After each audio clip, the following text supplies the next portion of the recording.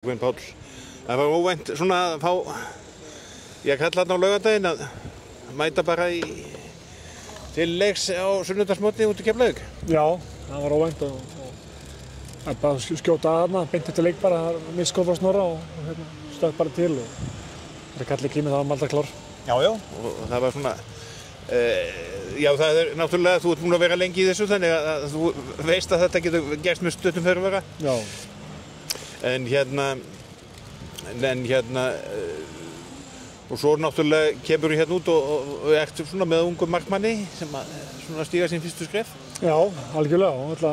Ég spilaði minni fyrstu landsleiki með Guðmundur Hafgeirssyni sem er 65 mótil, 20 árum yngri en ég og eldri en ég og Ísak er 20 árum yngri en ég, þannig að þetta hafi verið span af svona markmanni sem ég hef náð, þannig að þetta er ekki þegar hann er valinn, það var svona blendnar tilfinningar, maður er alltaf sár og svektur og verið ekki valinn í hópinn, líka ákveðin skilningu fyrir hendi þar sem maður var einhvern veginn í þessu spórum líka að vera ungur efnilegur markmaður.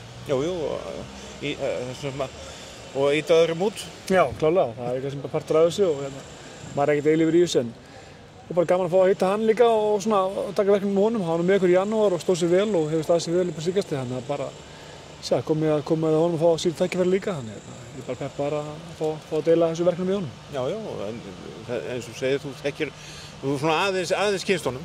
Já, sem var með okkur í janúar og sem bara fylgst með honum líka svona í deildinni í honum úti aðeins og líka sem bara hérna í unglingalandsliðinu og svona, þannig að þetta er hefnilegur strákur. En eins og segir, þetta er orðið langur tími sem þú ert búinn að vera í þessu, þannig að þú ert búinn að kynnast ýmsu. Þetta er orðið breytt bil, þetta er orðið 40 ára bil, má segja? Já, ég held ekki margir sem ná að spila með Gumma, Hrafnkels og Ísaki, það er þessi ekki eiri sem náði því. Þannig þetta er líka bara gaman verið mig, það er svona, fá svona, fjölda landsleikja og fjölda verkefna því að þetta skiptir engum máli hversu gamall maður er, þetta er alltaf gaman og alltaf merkilegt og þetta sé nú líklega mikilvægt sem ég gerir að vera foreldri og það allt saman, þá er þetta fátt merkilegur heldur en að vera næstmaður í handbolta og alltaf njóta þess hvað sem ég 1 ár eða 1 leik eða 10 ár eftir. Já, það er bara, það með tími leiði ljós en þú náttúrulega heldur þig í góðu formi þannig að þú heldur yngri mönnum á tánum. Já, það er líka verkefni bara, maður verður í sig og verður í sig landslið þá getur maður endanlega slegin út og svo tíminn leiði ljós hvernig það er. Þú varst nú í verkefninu, var það ekki í Grikklandi í fyrra?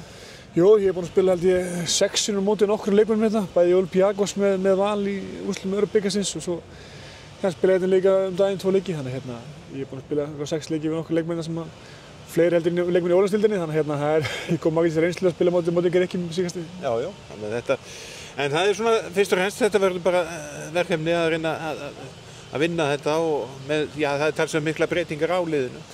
Já, það er bara skemmtilegt verkefni með höndum. Þetta er fyrst og fremst bara gott lið í Grikkjum. Þeir eru orkumiklir og stemming í þeim og eru hraðir og skemmtilegir og kannski við erum ekkert ómikið að pæla því. Við erum með þannig hópnum að við þurfum að púsla saman góðu liði og góðu leikskipulagi og fáum ekki mikið tíma til þess og æri verkefni fyrir Snorra, Arnór og Óskar og Kó og stilla upp þess að vanta fjölda leikmönnum en tækifæri fyrir aðra líka sýna svo sanna og svona aðeins að koma þjálfaranum í vesen.